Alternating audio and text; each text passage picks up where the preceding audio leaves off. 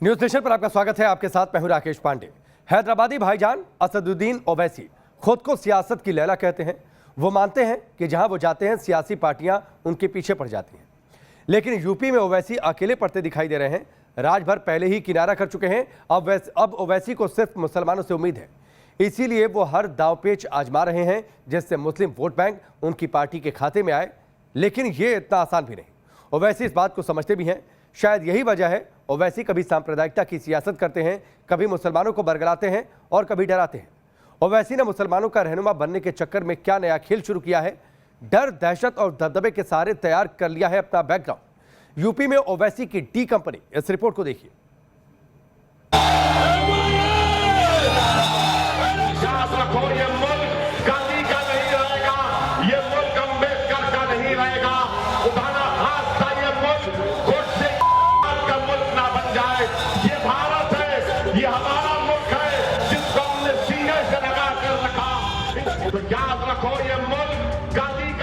ओवैसी ने यूपी में फिर उड़ाई भड़काऊ पतंग। मुल्क ना बन जाए, ये भारत है, ये हमारा मुल्क है जिसको हमने सीने से लगा कर रखा। हैदराबादी भाईजान ने फिर दिए खौफ वाले बयान। मुसलमानों को बरगलाकर वोट पाएंगे ओवैसी। गुलाम होता है और उसको आवाम के मसाइल की तर्जुमानी करना पड़ता है। यूपी में पैर जमाने को ओवैसी का डर वाला ड्रामा।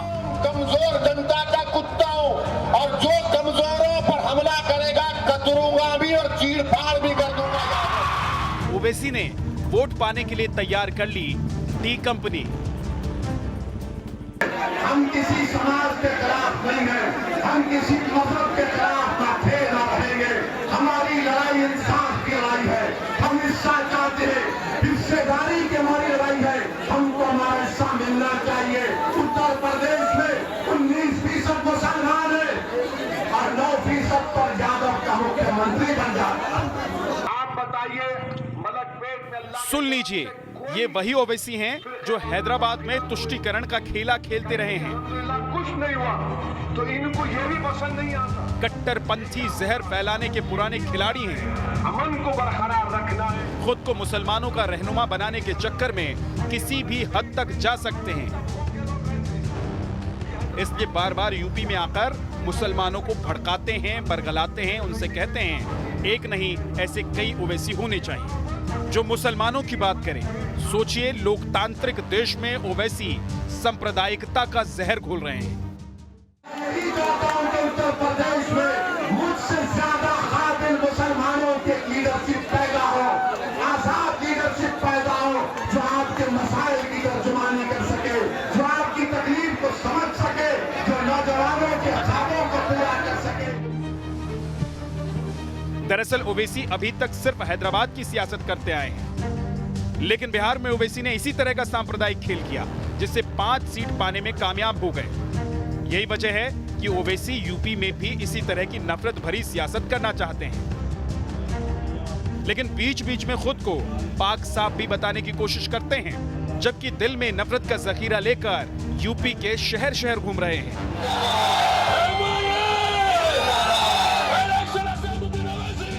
सभाएं भी वहीं करते हैं जहां मुसलमानों की तादाद ज्यादा होती है। सवाल ये कि क्या सिर्फ ओवैसी मुसलमानों की नुमाइंदगी करने आए हैं या यूपी में सियासत करने?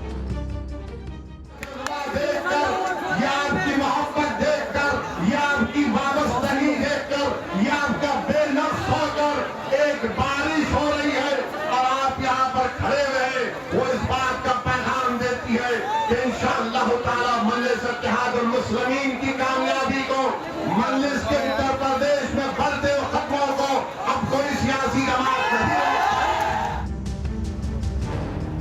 हालांकि ओवैसी ने बंगाल में भी ऐसा ही करने की कोशिश की, लेकिन दीदी के आगे उनकी एक नहीं चली।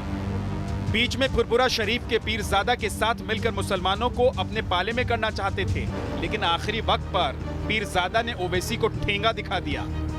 यही वजह रही ओवैसी की दाल बंगाल में गली नहीं। इसलिए ओवैसी अब यूपी में मुसलमानों को अपने पाले में करने के लिए उसी चाल को फिर से चल रहे हैं, क्योंकि ओवैसी को सियासत करनी आती ही नहीं, बल्कि वो इसी तरह सांप्रदायिकता को अपने लिए इस्तेमाल करते आए हैं। मैं आपको बताने आ रहा हूं कि इस विधानसभा के चुनाव में अगर उत्तर प्रदेश का मुसलमान मुत्तहिदा तौर पर अपने वोट का इस्तेमाल करेगा तो यकीनन इंशाअल्लाह ताला उत्तर प्रदेश के मुसलमानों की ताकत इन तमाम पार्टियों को नजर आ जाएगी। ओवैसी ने पश्चिमी यूपी के हापुड़ में पहली जनसभा की, लेकिन इस बार कुछ अलग नहीं था। वैसी ही कड़वी जुबान जिसका इस्तेमाल वो पूर्वांचल की सियासी सभा में कर चुके हैं। वो एक रैली में दर्जनों बार मुसलमानों बोलते हैं। आखिर इसके पीछे की मंशा क्या है? क्या ओवैसी खुद को जिन्ना का वारिस समझते हैं?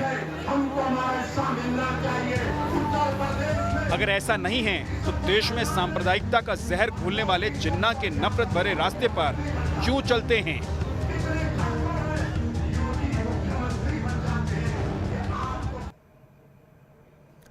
उत्तर प्रदेश में करीब 20% मुसलमानों की आबादी है, जो यूपी की सियासत में फेरबदल का अच्छा खासा प्रभाव रखते हैं। इसीलिए ओवैसी चाहते हैं कि ये सारा वोट बैंक उनके हिस्से में आ जाए। इसीलिए वो जहां भी जाते हैं सिर्फ मुसलमानों को साधने के लिए बयान देते हैं। जाहिर है, जब एक मजहब को अपना बनाने की मंशा दिल में होगी तो सांप्रदायिकता का जहर खुद ब खुद खुलने लगेगा। हालांकि ओवैसी जरा खुलकर खेलते हैं, जबकि दूसरी पार्टियां भी मुस्लिम तुष्टीकरण में पीछे नहीं हैं। लेकिन ओवैसी ने सारी सीमाएं लांघ दी हैं। इस रिपोर्ट को देखिए।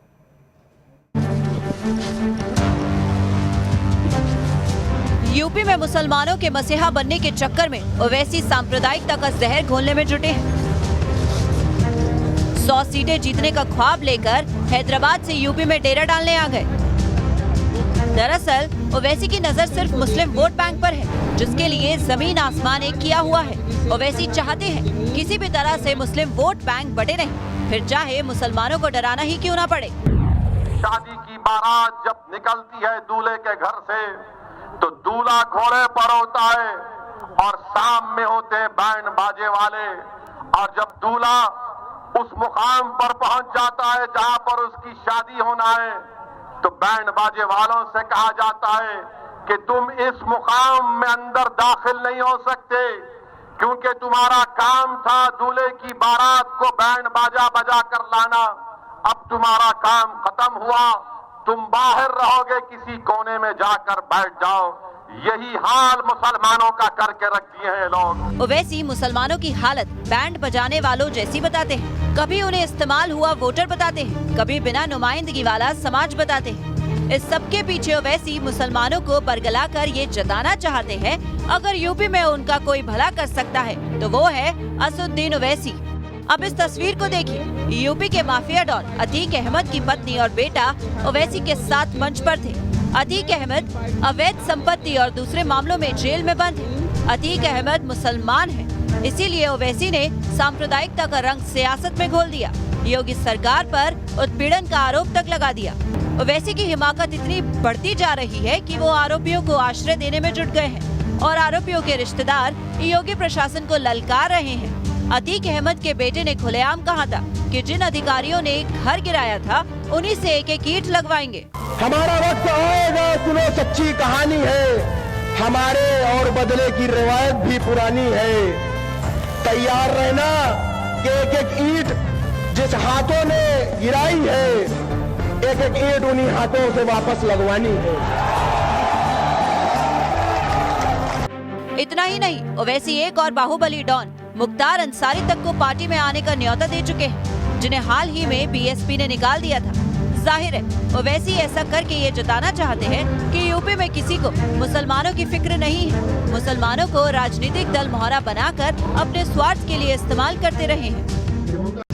अब ओवैसी की यूपी में सियासी हैसियत भी समझ लीजिए। पिछले विधानसभा चुनाव में ओवैसी के पार्टी ने 38 सीटों पर चुनाव लड़ा था। में से एक भी सीट पर जीत हासिल नहीं हुई थी, बल्कि 37 पर तो जमानत जब्त हो गई थी, जबकि करीब 0.2% वोट मिले थे। बावजूद इसके ओवैसी योगी राज खत्म करने का हवाई दावा करते घूमते हैं। इंशाअल्लाह दोबारा योगी को उत्तर प्रदेश का मुख्यमंत्री नहीं बनने देंगे, नहीं बनने देंगे। अगर हमारे हौसले बुलंद रहेंगे, मेहनत करेंगे तो सब कुछ होगा इंशाअल्लाह ताला। मगर हमारी कोशिश यही है कि दोबारा उत्तर प्रदेश में बीजेपी की सरकार ना बने। ओवैसी जी देश के बड़े नेता हैं और देश के अंदर प्रचार में जाते हैं, उनका अपना एक जनाधार है। अगर उन्होंने भारतीय जनता पार्टी को चैलेंज किया तो भारतीय जनता पार्टी का कार्यकर्ता उनके चैलेंज को स्वीकार करता है। भारतीय जनता पार्टी की सरकार बनेगी, कोई संदेह नहीं होना चाहिए। ओवैसी की सियासी अहमियत यूपी में ना के बराबर है, लेकिन अगर वो थोड़ा बहुत वोट भी काट ले गए तो एसपी बीएसपी को नुकसान हो सकता है। इससे सीधे तौर पर बीजेपी को फायदा होगा। एसपी और बीएसपी ओवैसी फैक्टर को नजरअंदाज नहीं कर सकती। Team news nation.